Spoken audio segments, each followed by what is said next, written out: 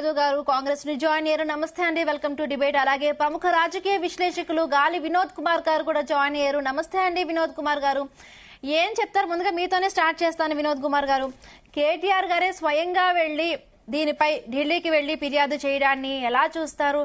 ఏంటి లగజర్ల ఇష్యూ ఢిల్లీని తాగింది అనుకోవచ్చా? తప్పకుండా అమ్మా, ఇది మానవ హక్కుల సమస్య. ఇది ఎందుకంటే ఒక లంబాడి వాళ్ళని ఎస్టీలని అంత దుర్మార్గంగా పోలీసులు కొట్టడం అనేది, వాళ్ళ ఇళ్ళ మీద దాడి చేయడం అనేది, అక్రమంగా అరెస్ట్ చేయడం అనేది, ఒక మహిళలను చూడకుండా వాళ్ళని ఈ తలకాయ మీద మర్మాంగాల దగ్గర కాలకాడ అక్కడ ఇక్కడ కొట్టడం అని, ఇంతవరకు ప్రైవేట్ పార్ట్స్ మీద కొట్టడం అనేది ఇంతవరకు సమంజసమమ్మా? ఇది ఇది అంటే ఏ చట్టం చెప్తుంది పోలీసులకు ఆ రకం కొట్టమని? సో కాబట్టి ఖచ్చితంగా ఇది మానవ హక్కుల ఉల్లంఘనే. ఎస్సీ ఎస్టీ అట్రాసిటీ చట్టం కూడా దీనికి వర్తిస్తుంది. తప్పకుండా జాతీయ మహిళా కమిషన్ గాని, జాతీయ ఎస్సీ ఎస్టీ కమిషన్ గాని జోక్యం చేసుకోవాల్సిందే. మానవ హక్కుల కమిషన్ కూడా ఈ విషయంలో జోక్యం చేసుకోవాలి.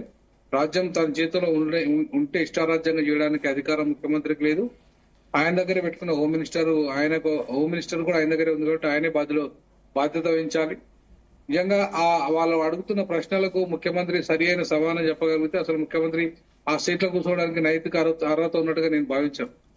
చాలా చాలా సింపుల్ గా ప్రశ్నలు అడుగుతున్నారు వాళ్ళు అక్కడ. మేమే దొరికినామా మీకు? మేము పేదలము, మాకు 1/2 ఎకరం, 1/2 ఎకరం, 2 ఎకరాలు, 3 ఎకరాల భూమి, ఇంత చిన్న వాళ్ళని దొరికినామా? మా పక్కనే 150 ఎకరాలు, 100 ఎకరాల పైన ఉన్న రెడ్ల సంగతి, వాళ్ళ భూమి జోలికి ఎందుకు పోతలేరు మీరు? ప్రభుత్వ భూములు ఉన్నాయి, వాటి భూమికి జోలికి ఎందుకు పోతలేరు మీరు? ఈవెన్ కబ్జాలు చేసినని మీరే అంటున్నారు కదా, మరి ఆ కబ్జాలు ప్రభుత్వ భూమిని కబ్జా చేసిన వాళ్ళ జోలికి ఎందుకు పోతలేరు మీరు? మాకెందుకు? మేమేదో బతుకు తెరువు కోసం వచ్చిన, మేము కూరగాయలు పండించుకొని, మా మందము బియ్యం పండించుకొని మేము బతాము, మా జోలికి ఎందుకు వస్తున్నారు మీరని అడుగుతున్నారు. మరి వాళ్ళకి ఏం సమాధానం చెప్తుంది ప్రభుత్వం? ఇప్పుడు ప్రజాభిప్రాయ సేకరణ అనేది ప్రజల అభిష్టం మేరకే జరగాలి కదా. ఏదైనా ప్రైవేట్ ప్రాపర్టీలో పోయి గుద్దుకునే హక్కు నీకు ఉన్నది కావచ్చు, కానీ ఎప్పుడు ప్రభుత్వ భూమి లేనప్పుడు, లేదంటే కబ్జా గురైన భూమి నీ చేతిలో లేనప్పుడు, ప్రభుత్వం దగ్గర ఇప్పటికి లక్షల ఎకరాల భూమి ఆల్రెడీ ఉంది.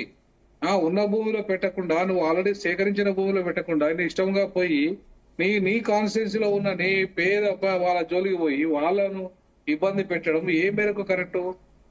నీ సొంత అన్న ఎట్లా? నీ సొంత అన్నకు ఏం అధికారం ఉంటది వాళ్ళ మీద జోలికి చేయడానికి? ఆయనకున్న పదవి ఏంది?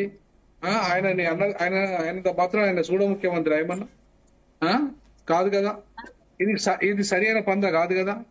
ఇప్పుడు ఏదన్నా ఉంటే వాళ్ళు ఇష్టపడి నిజంగానే రేవంత్ రెడ్డి గారికి, అవును సార్ మీరు మా ముఖ్యమంత్రి, మాకు బాగా అభివృద్ధి చేస్తారు కాబట్టి మేము స్వచ్ఛందంగా భూములు ఇస్తాం, మా దగ్గర చాలా భూమి ఉంది, ఒక్కొక్కరి దగ్గర మాకు ఎక్సెస్ ఉన్నది భూమి, ఎక్సెస్ ఉన్న భూమి గుంజుకోవాలి కదా. ఆయన ఎక్సెస్ ఉన్న భూములు ఒక్కొక్కటి వాళ్ళ సొంత అన్నదమ్ములు రెడ్ల దగ్గర బోళ్ళంత భూమి ఉంది,